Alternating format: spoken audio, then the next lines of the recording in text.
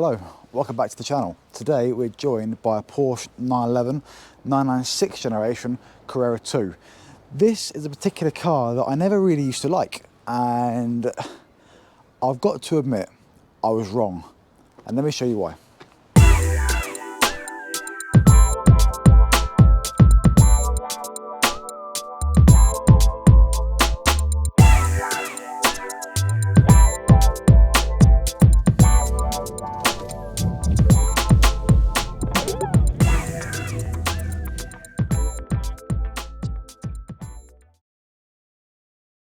So usually in my reviews I like to start off by kind of showing you around the car, a little bit of the interior, but in this car there isn't really much to talk about. It's a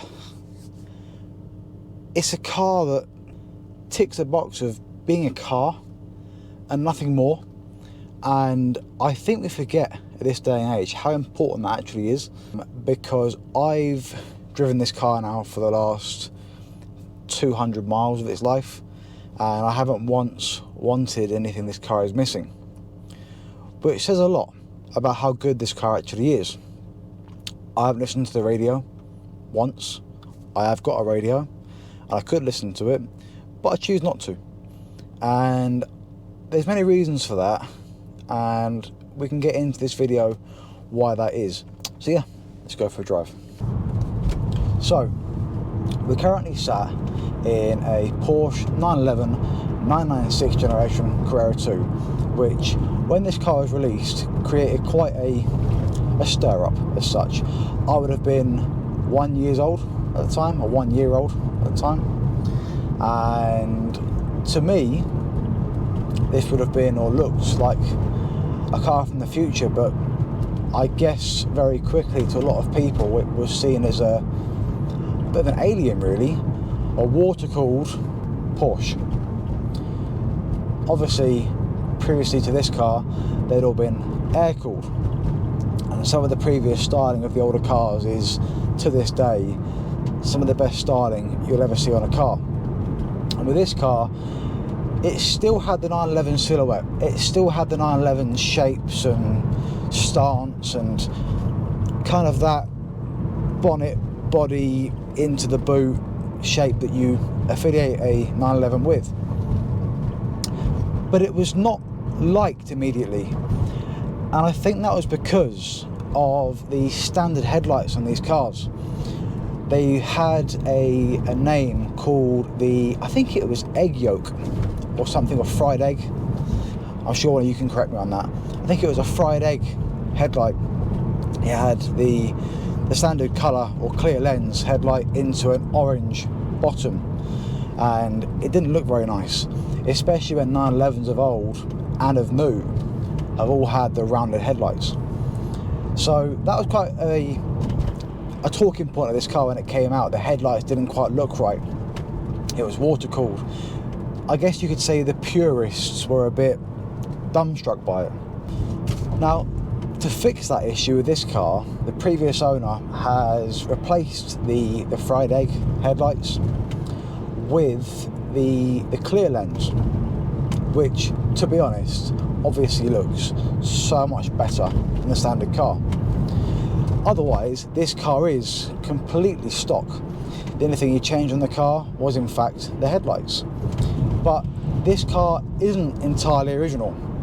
This has had a new engine, and that is because these cars suffered massively from a couple of quite severe issues, one being an IMS bearing and one being the actual bores themselves. They suffer from bore scoring, which no matter how you tried to prevent it, you couldn't prevent it enough that it wouldn't happen. Every car at some stage would suffer from these issues. So every car would have to have the money spent on them eventually to rectify that issue, which is a lot of money. For example, this engine in this car cost the previous owner, I think it was just over 11,000, which is a lot of money. Okay, I don't care what world you come from, £11,000 in maintenance for any car in one hit, that's a lot of money. And me personally, I couldn't have afforded to do that. Luckily, it's been done on this particular car. But that doesn't even scratch the surface insofar as maintenance cost goes. The previous owner owned this vehicle for 17 years. Luckily, he kept it garaged. So in the entire lifespan of this vehicle, of his ownership I should say, it was garaged. And it's been really, really well kept. But he spent in 17 years £29,000 on maintenance and servicing, which sounds like a massive figure, because it is. But 11,000 of that is made up with the engine. If you was to break it down, including the engine costs, that only works out at about £1,700 a year, which I think for you to have the privilege of owning a 911, I think it's worth it.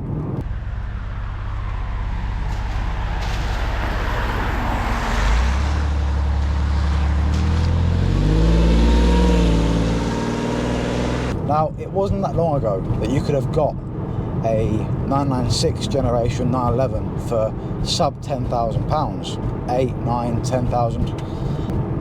But today, you'll struggle to get one sub 15. And I think that is testament to the fact that these are actually brilliant cars. And they do the majority of what a 911 should do, or what you expect it to do. And I think that's down to a couple of things. That's down to the engine being smooth, and actually the brand itself. I think people see a Porsche and they think, that's nice. I mean, I personally do. The first day I picked up this car, I pulled up outside of Sainsbury's and a guy walked past and he said, nice car, mate. I never got that in any of the previous cars, be it the S2000, be it the R32. You had little smiles or kind of nods, but no one ever approached you and said, that's nice. At least they didn't for me anyway. Obviously not very approachable. But the 996 generation Porsche 911 came with a few different variants. You had the GT3, of course, you had the Carrera 4, the Carrera 2, the Turbo. And both the Carrera 4 and the Turbo and the GT3 had the wider rear arches, which I think actually looks fantastic. And that's why I never really liked the Carrera 2s. I thought, it doesn't really look like a 911. A 911 to me should be wide and squat and look angry like a bulldog that's waiting to go. And this didn't. So I never really understood it. But I sat in the driver's seat of this car. I look in the mirrors and all I see is arch. I look in that mirror and all I see is arch. And it grew on me immediately. I thought, actually, this is quite a nice car. And it actually tempted me to take some pictures of it a little while ago. I took some pictures of the car parked outside a burger van because it was a nice sunny morning like today.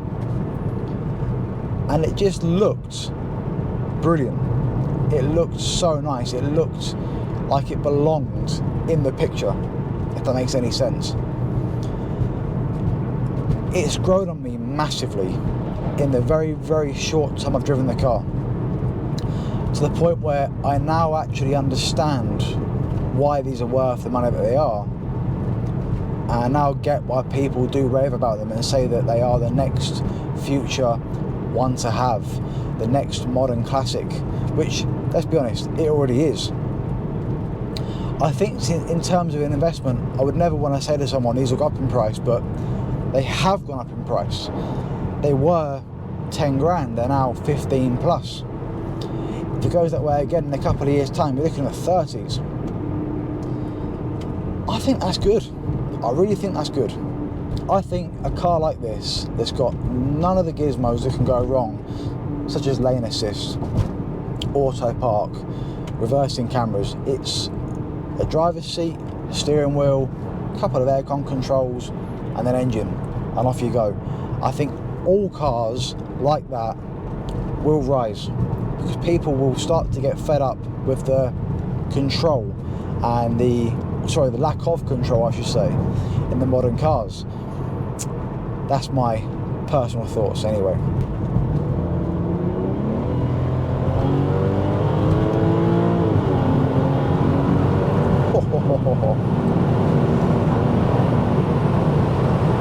And I short shifted then. I short shifted the Tiptronic. This car does move. By no means is this a slow car.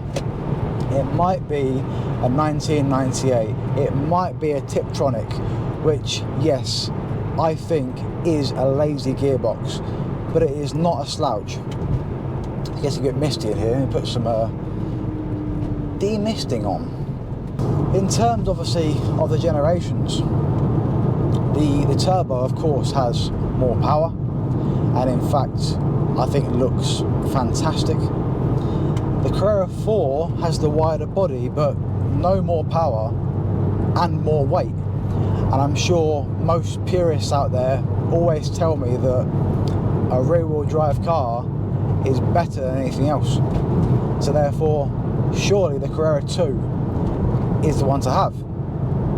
At least that's what going by the book would say. In terms of power, these have got, I think from factory, about 300 horsepower and similar newton meters of torque, which translates to a 0 to 60 time of, I would imagine, around 5.5 seconds. I haven't done the research. I should have done, I do apologise, but either way, it's not a slouch.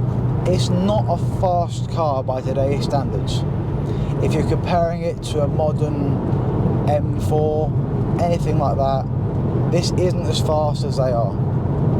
But this is a fast car. In terms of, most cars today come out of the factory with a 1 litre or a 1.2 turbocharged engine that lacks displacement, lacks any excitement, lacks any character. This has all of those things in abundance. 3.4 litres, flat 6 engine, sounds incredible, buttery smooth.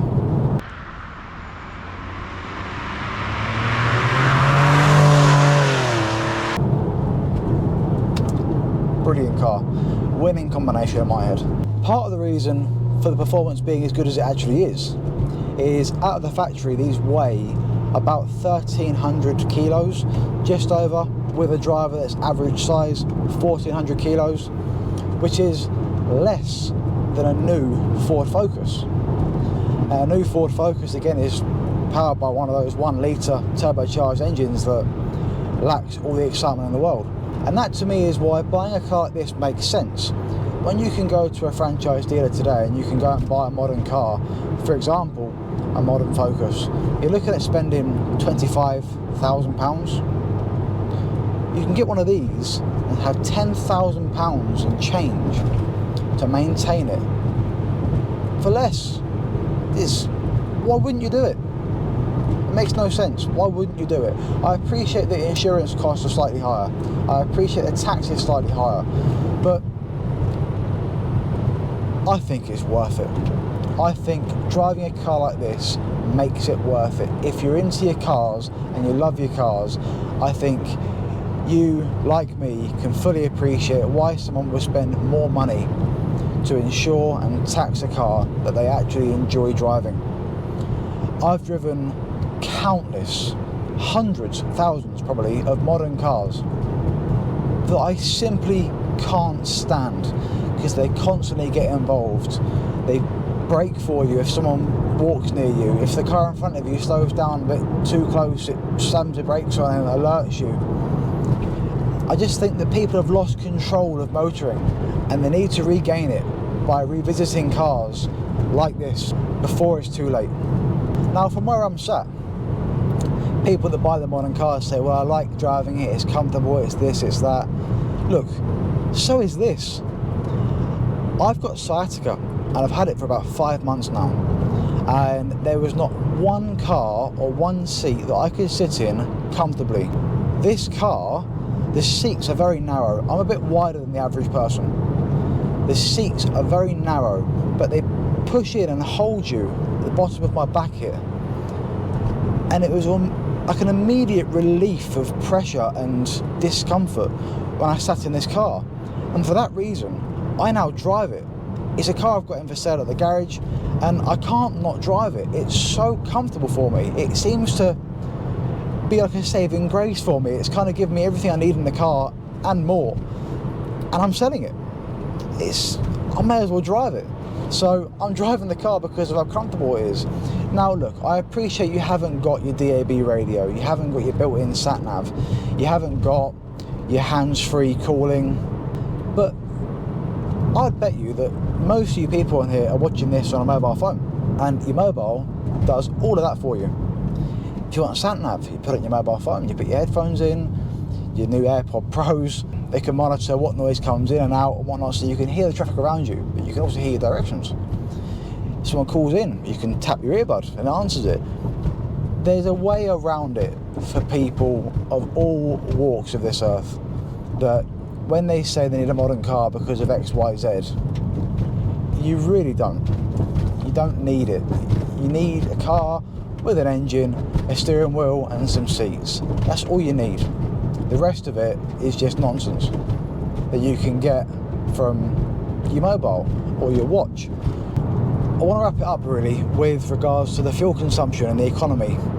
I think similar to the other cars I've put on this channel, if you're concerned about economy, I don't think you're going to buy a car like this, to be completely honest. In terms of fuel consumption, it's pretty terrible. In fact, I think it's probably the worst car I've driven on fuel that I've reviewed so far. I think if I had to put a number on it, because again, there's no computer telling me, I would suggest it's probably getting around 16 to 20 to the gallon, which is pretty bad, but it's a price you pay for salvation. It's a price you pay for enjoyment. It's a price you pay to drive a 911. I'm behind now a Honda Jazz 2018. He probably paid more money for that car than the next owner of this car will pay. Bonkers. Absolutely bonkers to me. In terms of internal space as well, I mean, look, for the driver and for the passenger, it's absolutely fine. It's got 2 rear seats that, unless you're unfortunate at the leg department and haven't got any, you can't sit there. They're not rear seats. They're there kind of to maybe make things compatible. Really, they are just a built-in storage unit that you can put things on. I mean, for me personally, I've got my gym bag on that one there. I've got my camera mounts on that one there. They're really just storage areas. They're not seats. Very much similar to like an Audi TT. If you haven't seen one of these before, think like an Audi TT with 2 very, very small seats in the back. You could probably put some kids in, but not an adult. You couldn't sit an adult in the back seats of these cars. Now, this car being the Tiptronic, this was for me a hindrance, I should say. When I saw it was automatic, I thought, it's a 911, it should be manual. It should be manual. But after driving it for 15 minutes, the manual would kind of get a bit old hat. And I'm going back to where I say, oh, it's not really necessary, not really needed, but if you're someone with a fused ankle, like I've got, if you're someone that has leg problems, back problems, where in traffic you're constantly pressing the clutch down, on these cars, they're quite stiff. If that was a bad movement for you and kind of hurt, you've got no choice but to drive an automatic. And let me tell you something, it isn't bad, it is lazy. It takes off in second gear, it takes a while to respond to you.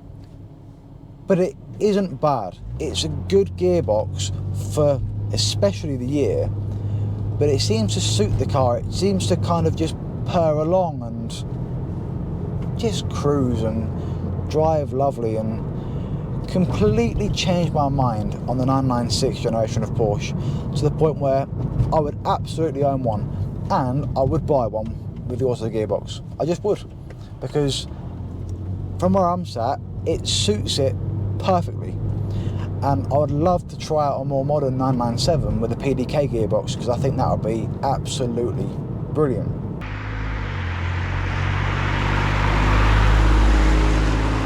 So if you're interested in a 996 generation 911, Go and find one that's had the work done to it. Go and find one that has had either the engine rebuilt or needs rebuilding, so that you know that it's been done, like this one here has had done.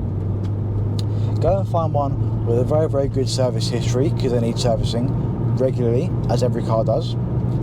Go and find one that's been loved and maintained, and when you turn it on, there's no funny sounds and no squeaks and bangs, and it just goes and drives as it should do, as you would expect it to go. Because this car absolutely lives up to the expectations I had of it.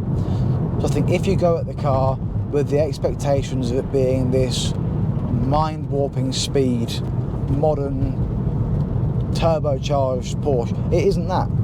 If you go at it with the mindset of you're looking at a 1998 Porsche, I think you can't go wrong. When you drive the car, I think you'll love it. That's my honest opinion, like I've done myself. This particular car has done 137,991 miles. So by the time, if you do come and see the car, or anyone buys this car, it had done over 138,000 miles, because I am driving this car. It's a very nice car to drive, so I'm driving it. So 138,000 miles. It had its new engine at 75,000 miles, so it's done just over 62,000 on the new engine.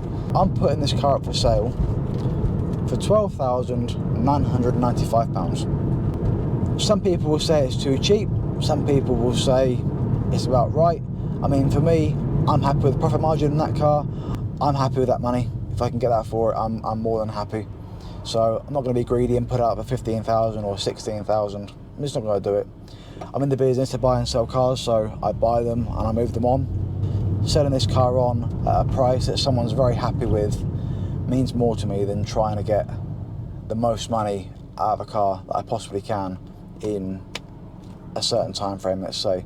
I think with this car at £12,995, it won't hang about. I think it will sell very fast. In fact, I put this car online yesterday, and in one day it's had 1,400 clicks on Auto Trader. So it will probably be gone very fast. If you look online at alternatives, be sure to get some checks done. Make sure they're happy to get an inspection done if they haven't already done one. They are going anything from, well, I've seen actually someone there for 10,000 needing work, up to about 16.5 for the equivalent car. In fact, there is actually one for sale right now. It's a private sale. It's a Carrera 2. It's done 140,000 miles. It's exactly the same as this, and they're asking for 16.5 for it. I mean, look, it's still for sale, therefore it isn't worth it, because if it was worth it, it'd be sold. That's why I put mine up for less than that. I put it up for £12,995 to get it sold. If you're interested, give us a call. It's Preston Modern and Classic. If you like the video, please like, subscribe, and share it to your friends. And I'll see you next time. Take care. Bye-bye.